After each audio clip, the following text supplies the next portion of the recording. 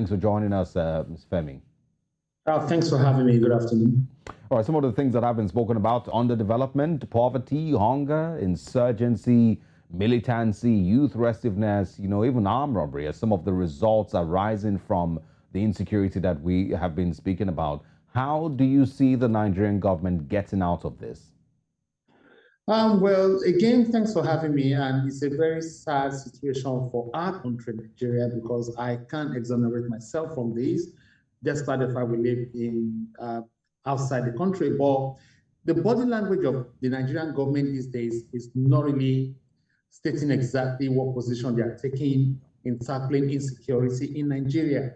However, the member of the public in Nigeria really want to have an end to this insecurity, but the government is not just giving them the chance to have a say on the situation. Rather, they are just concentrating more on election and who comes in next, how they fix themselves back from maybe House of Assembly to Senate to governor to whatsoever. And this is really a worrisome situation now for the country and for investors at large in the country today.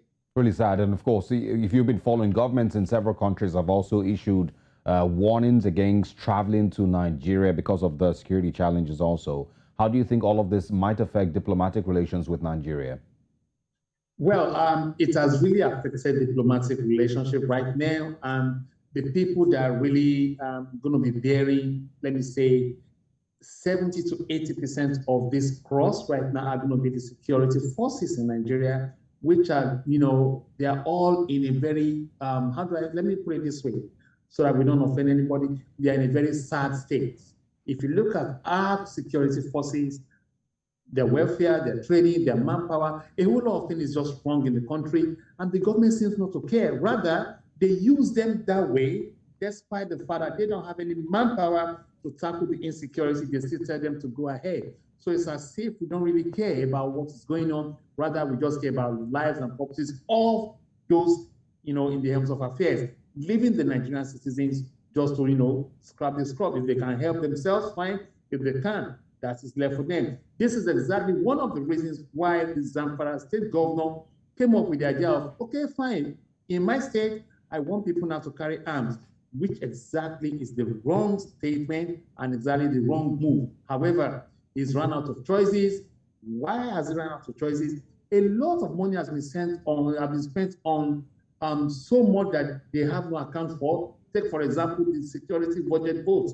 What exactly have they been doing with the security budget vote as far back as 1999, since we started a new democracy? So we need to go back and start thinking, what have we done wrong? How far have we come so terrible to come to this state whereby a lot of people are now scared to go around in their normal duties or do whatever they want to do in the country. It's so sad now that people are now getting scared of how to do things in the normal way. All right. I also want to bring in, the perspective with regards to the next general elections. A lot of people would describe it as bold, that, the current administration, even with its report card on insecurity, and of course, putting that side by side with the promises that it made, is still having a candidate and still campaigning in the next elections. How do you, think that this, can stand side by side? I think it's going to be a very tough one. I don't want to, give a very bleak forecast, but I have been coming to the country almost, let me say, about 3 to 4 times a year, and I know what the situation is. It's going to be a tense one, and I don't see a way out if we don't talk about security from now.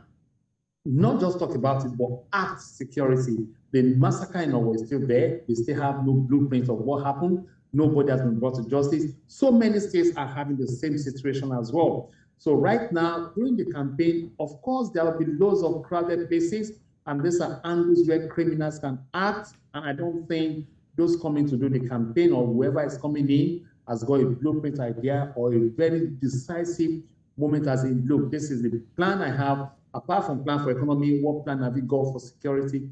They don't have it at the moment, and it's going to be a chaotic one in the near future to come. All right. Security consultant Femi Aratokun-Ale, thank you so much for your time this morning. We hope that it does improve, and our next conversation is a much happier one. Have a great day. Thank you so much.